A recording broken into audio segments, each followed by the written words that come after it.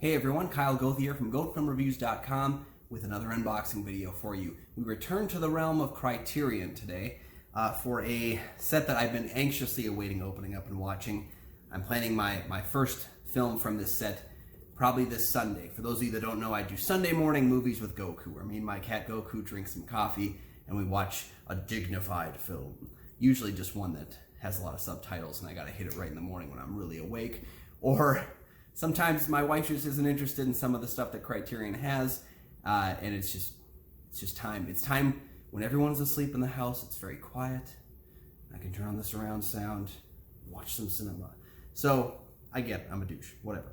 But today we are going to be opening up a set that I've held for many months and have been waiting for the time to actually open it, and here it is. Essential Fellini. I'm very excited. I'm so excited to open up Essential Fellini. And part of that is because I've never seen a Fellini film, so about time to kick it off. Okay, so here we have it. My unboxing table is a little bit too small to fit this whole thing in frame, but here's the set, Essential Fellini. You'll notice this is, I don't know if you'll know, this is a Barnes & Noble sticker, and with that price right there, I'm gonna get that up close here. Buh, $249.99. This is a set that if you're planning on getting it, please wait for the 50% off sale, either from Barnes & Noble or from Criterion itself. Wait for that 50% off sale, people. If you're that rich that you can afford to buy these things at full price, then you should be donating to charity or something like that as well. Let's open up this beast. Yeah, there's a security tag on this. Big surprise, huh?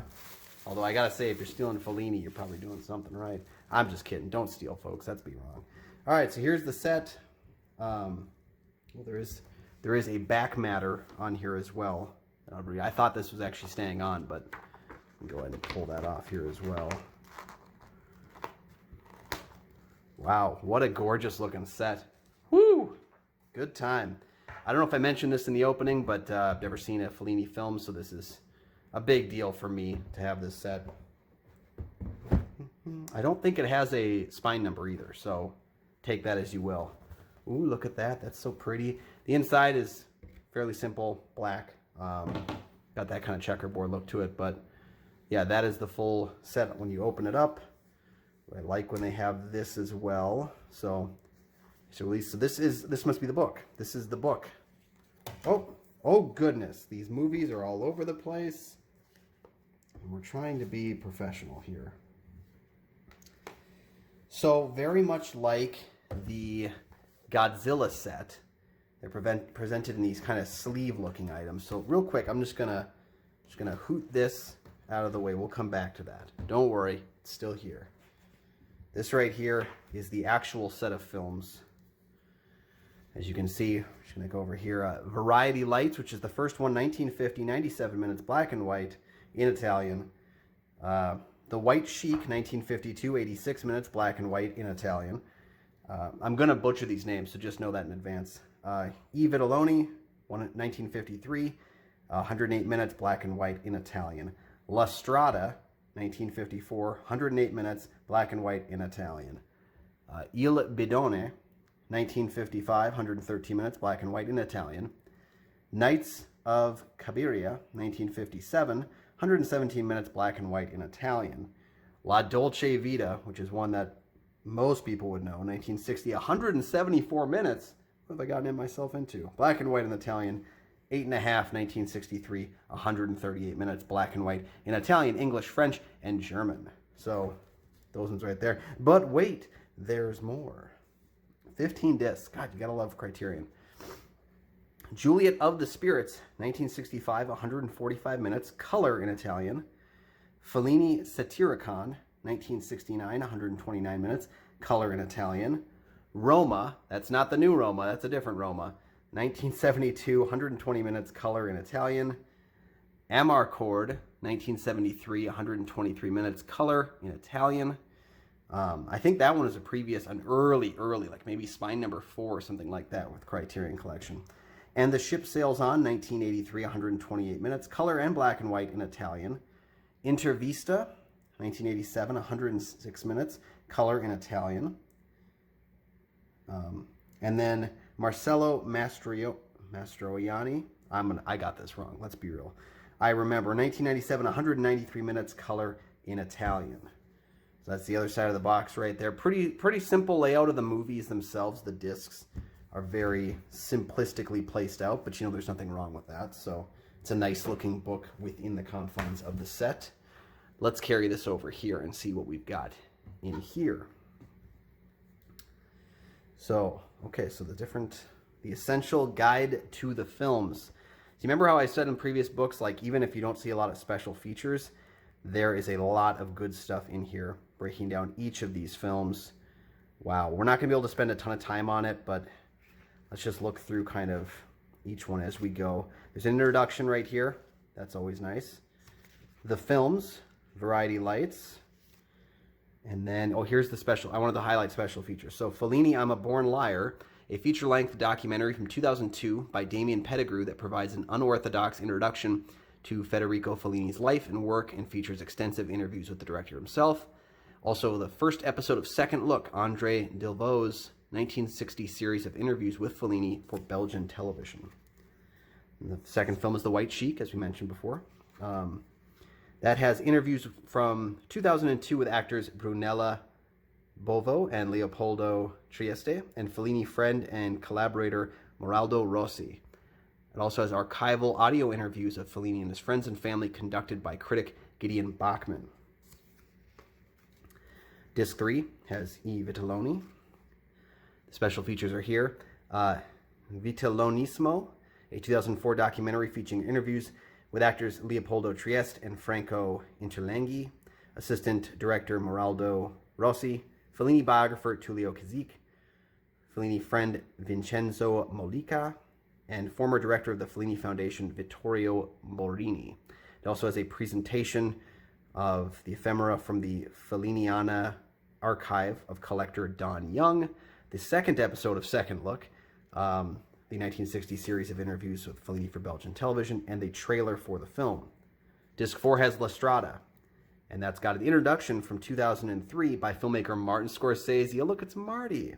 An audio commentary from 2003 by Peter Bondinella, author of The Cinema of Federico Fellini. It also has Federico Fellini's autobiography, a documentary originally broadcast on Italian television in 2000, as well as alternate English-dubbed soundtrack featuring the voices of Anthony Quinn and Richard Basehart, and a trailer.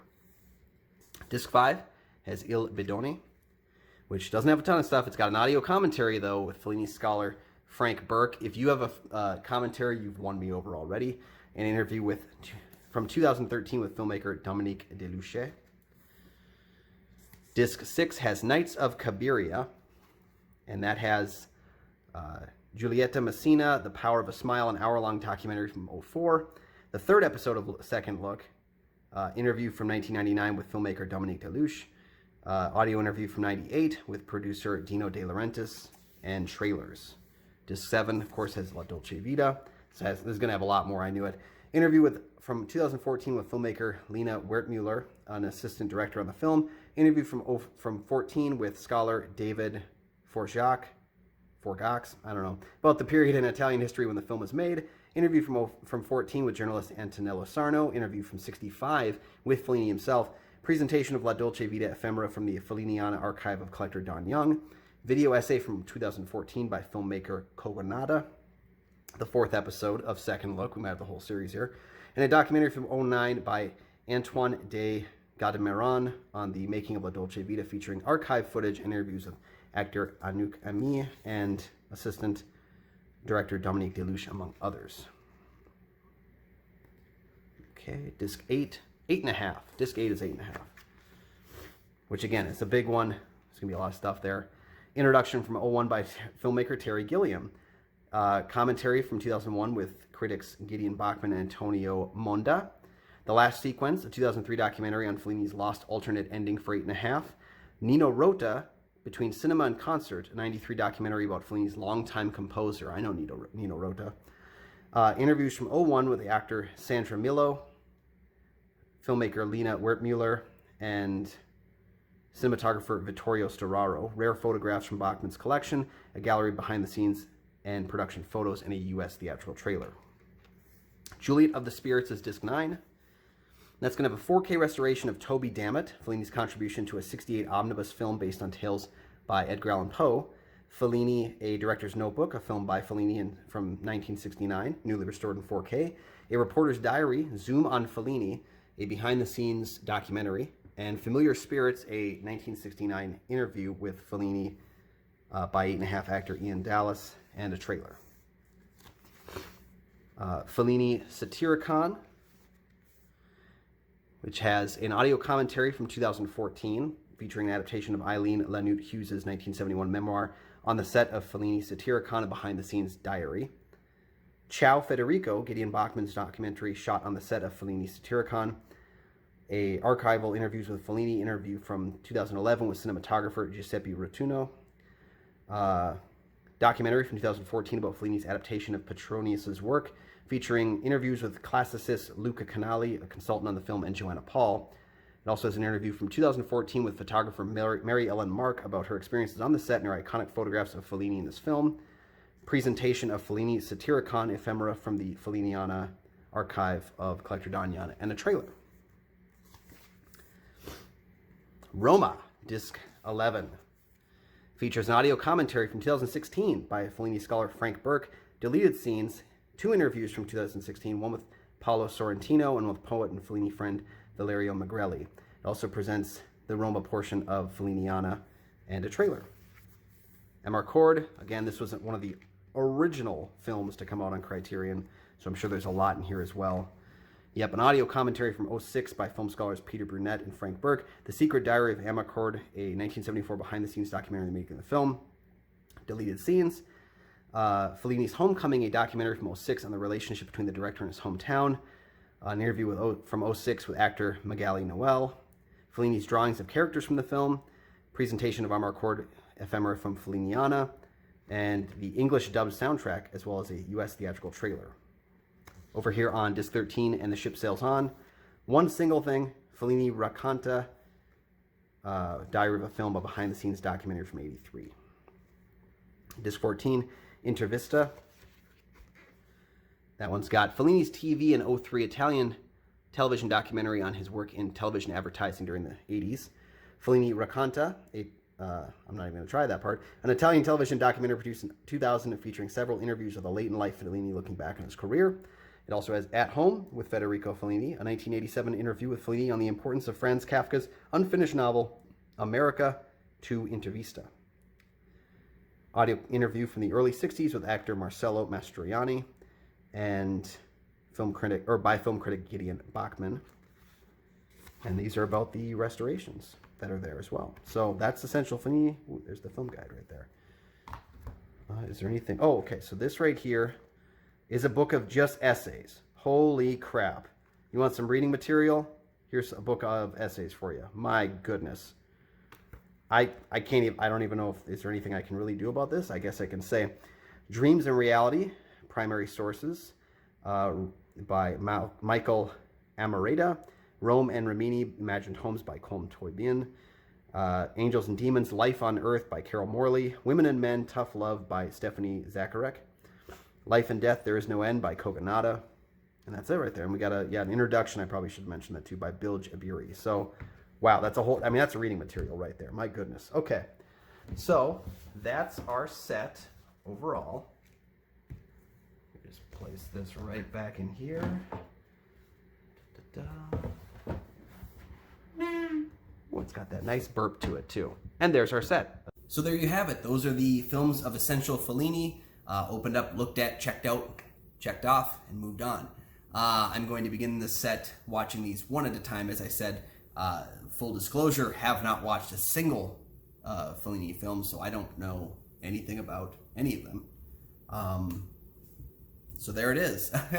So this is my chance to take the crash course, but as I've always said about Criterion, it's kind of like film school in a box. I'm not the only one who says it. A lot of people do. The idea is not crazy. There is a lot of stuff in there to learn if you're not aware of the filmmaker. So that's why I get these sets, and I'm excited to check them out officially and watch them so that they aren't just sitting on my shelf collecting some sweet dust. For those of you that follow me, though, thank you for checking out the channel. Thank you for checking out the video today. If you enjoyed today's content or any of the content that we bring you on the channel here, consider dropping us a like. It really does help. I know people all joke about that, but we pine you for likes because likes do help. They bring in sponsors. They bring in all sorts of things that the channel can use to grow and strengthen itself. Leave a like. Comment below your favorite Fellini film. Do you have the set? What do you think about it as well? Let me know in the comments. Every comment that I get is something I'll usually try to answer as often as I can. Absolutely every single comment gets read. I'm aware of you, and until I get to the point where I can't answer every single question, I'll keep answering them as long as I have something definitively worthwhile to say.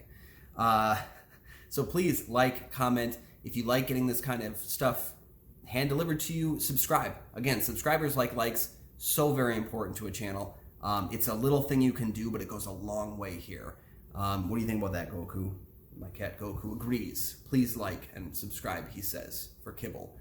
Every new subscriber means that Goku gets a snack. I know you're out there.